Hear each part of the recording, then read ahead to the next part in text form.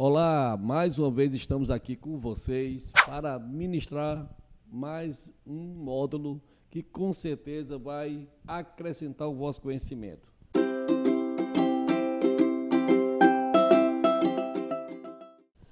Eu quero nesse momento alertar para você a importância do Pentateuco. O Pentateuco, interessante, ele impressiona por sua atualidade. Por que atualidade? Porque imagine vocês se porventura não houvesse o Pentateuco na Bíblia. Ia acontecer muitas controvérsias, contradições e muitas interrogações. Por isso que é muito importante Deus, na sua rica sabedoria, ter trazido essa revelação do Pentateuco. O significado do Pentateuco significa penta, que é 5, e teucos, termos ou lei. 5 termos ou 5 leis.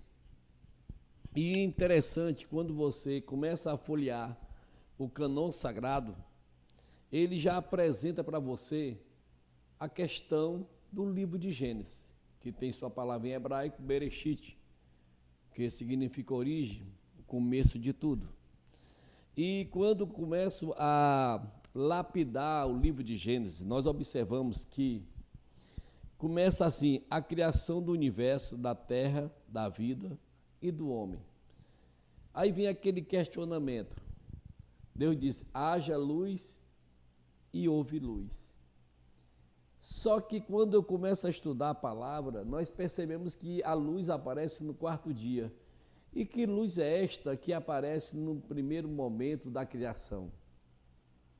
Interessante que outrora a ciência dizia que a palavra de Deus era mentirosa, porque a luz só pode ter vida, só pode ter uma criação, o aparecimento da luz.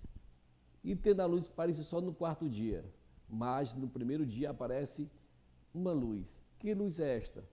E hoje, para nossa surpresa, foi descoberta a luz cósmica, que é uma luz própria que não depende da luz solar. Vamos lá. Vamos ver como foi feita assim a divisão do livro de Gênesis.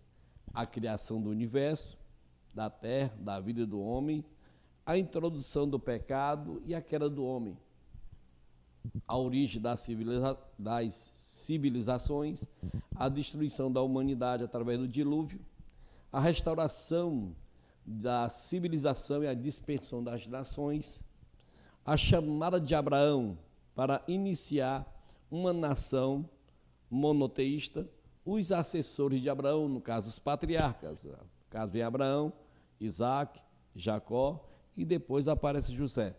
E vem também a fixação dos filhos de Jacó no Egito, que são as sementes de Israel. Muito bem, daí você veio compreender um pouco, de uma forma bem sintética, o livro de Gênesis. E quero aqui, junto com vocês, passear um pouquinho sobre cada momento. Observe que no primeiro verso da Bíblia convém uma profunda e abrangente revelação, no princípio. Quando você começa a folhear, principalmente o Pentateuco, observe que sempre os escritores pegaram sempre a primeira palavra, como a origem, no princípio, que vem o tempo Bereshit, não vem o caso Êxodo, que vem a palavra saída, ou passagem, vem o Êxodo, vem Números, vem Levítico, né? E vem depois Deuteronômio. Muito bem. E dentro desse princípio de reflexão, observe que diz, no princípio criou Deus os céus e a terra. Então a igreja cristã de todos os tempos tem aceitado invariavelmente a inspiração plena com realidade dos registros bíblicos. Nós nos apegamos sim pela fé, nós aproveitamos essa oportunidade de conquistar este conhecimento. Por isso que Deus, na sua sapiência, ele trouxe o primeiro livro das origens, que foi o livro de Gênesis. E ele não poderia também deixar também de trazer uma consumação de sua revelação perfeita, que é a consumação de tudo, que é o livro de Apocalipse. Então, meus queridos, O que nos parece importante é a lição de Deus no ato da criação, na seguinte ordem. No primeiro dia, a luz, que eu dei aqui uma pincelada sobre esta luz que aparece no primeiro dia, enquanto só no quarto dia aparece o luminar maior, para iluminar o dia, que foi o sol, e o luminar menor, que foi a lua, para iluminar a noite. E veio aquele questionamento desta primeira luz. Então, no segundo dia, aparece o ar e a água. No quarto dia, depois de ter criado os céus e a terra, os primeiros instantes da criação, Deus ordena os luminares. Aí vem o quinto dia, os peixes e as aves, e depois, no sexto dia, vem os animais terrestres e o homem. E no sétimo dia, descansou Deus. Mais um questionamento. Deus, ele se cansa? Você que está estudando comigo, vamos refletir. Deus, ele se cansa? Porque no sétimo dia a Bíblia diz que Deus descansou. Mas não podemos nos limitar à nossa sabedoria, porque ela é limitada. Por isso que recorremos aos originais da Bíblia ou os manuscritos. O que vem a palavra descansar? Segundo os originais, a palavra descansar significa cessar de fazer algo. Então, antes deve conhecer e respeitar primeiro as nossas limitações.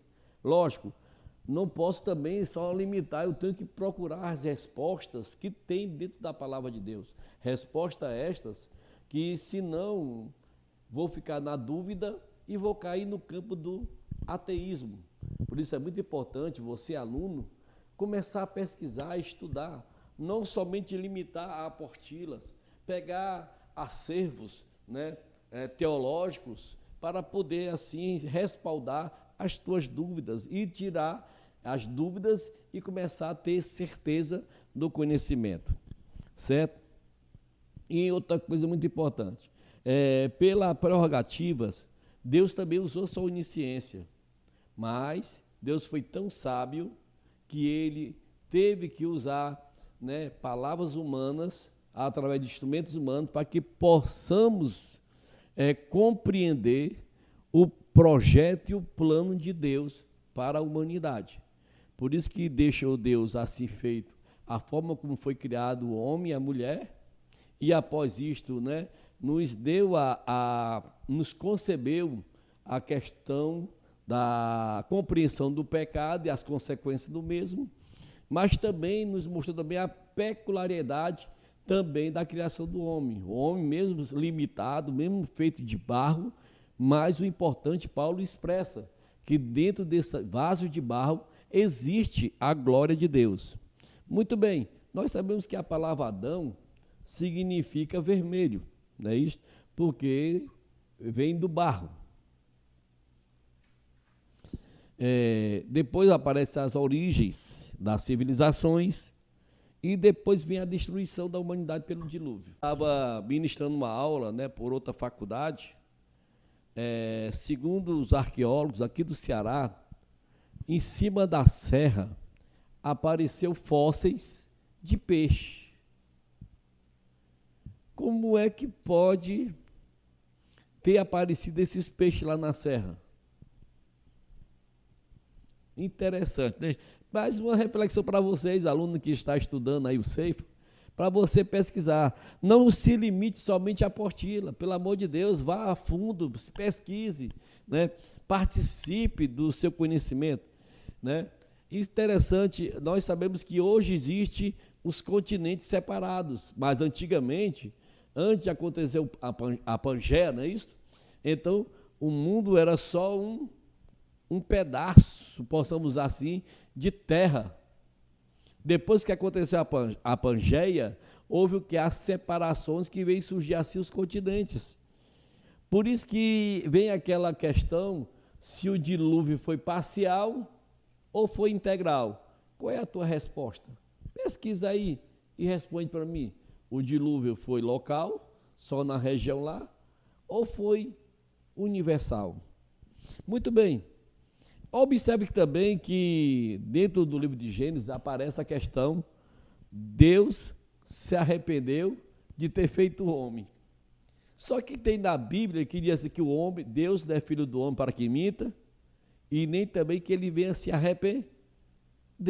Eu pergunto a vocês, como é que pode? Um texto da Bíblia diz que Deus se arrependeu, só que no outro versículo diz que Deus não se arrepende.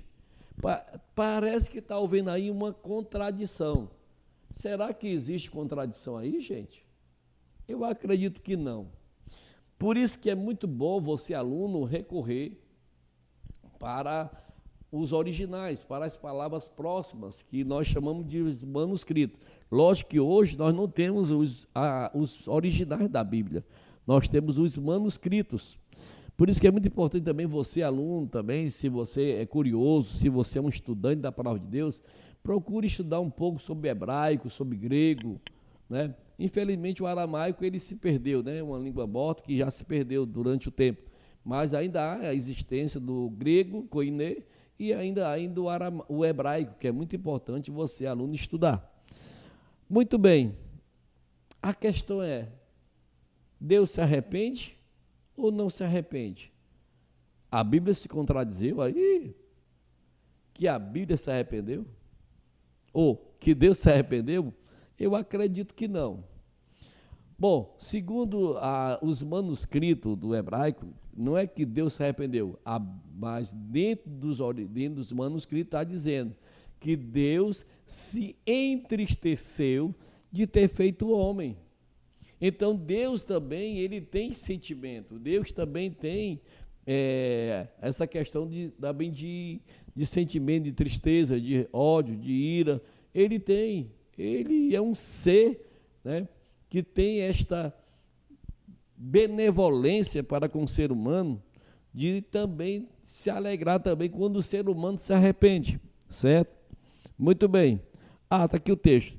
Tem um texto que diz que o Senhor Deus não é um homem para que minta, nem o filho do homem para que se arrependa.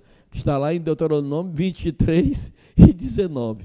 E lá em Gênesis diz que Deus se arrependeu de ter feito o homem. Então, não se arrependeu, viu, gente? Deus se entristeceu de ter feito o homem. Muito bem. Aí vem outros questionamentos. É lógico que não existe só esse questionamento, tem muitos questionamentos que, se a gente for estudar, analisar, pesquisar, vai aparecer muitas coisas. Então, também aparece o quê? A restauração da civilização após o dilúvio, e depois vem as dispersões das nações. Aí vem a chamada de Abraão, que é considerado o pai da fé, onde começa Deus fazer uma seleção através de um homem, porque Abraão veio de uma nação politeísta. E então Deus queria trazer uma ação pedagógica para que realmente o ser humano pudesse se tornar um ser monoteísta. Por isso que Deus falou com Abraão, mandando ele sair da sua terra e da sua parentela, para poder assim gerar essa ação pedagógica na vida de Abraão. Sendo Abraão de Ur, filho de Terá, dos caldeus, na cidade da Mesopotâmia, ele saiu de sua família, saiu de sua terra, foi para outro lugar, né, meus queridos irmãos? Então, do capítulo 12 até o capítulo 31 de Gênesis, temos a descrição histórica do nascimento da nação de Israel, que pelas suas características herdadas pelos seus progenitores. Então, aqui estou sendo bem sucinto, porque eu quero te dar a oportunidade de você se aprofundar mais, tá certo? Muito bem. Aí depois aparecem os sucessores de Abraão, que vem Isaac, Jacó, e também aparece José do Egito, né? Que você já conhece um pouco assim dessa história, tá bom? Aqui fica um pouco desse resumo para você compreender um pouco sobre o primeiro livro de Pentateuco, que é o livro de Gênesis. Que Deus te abençoe.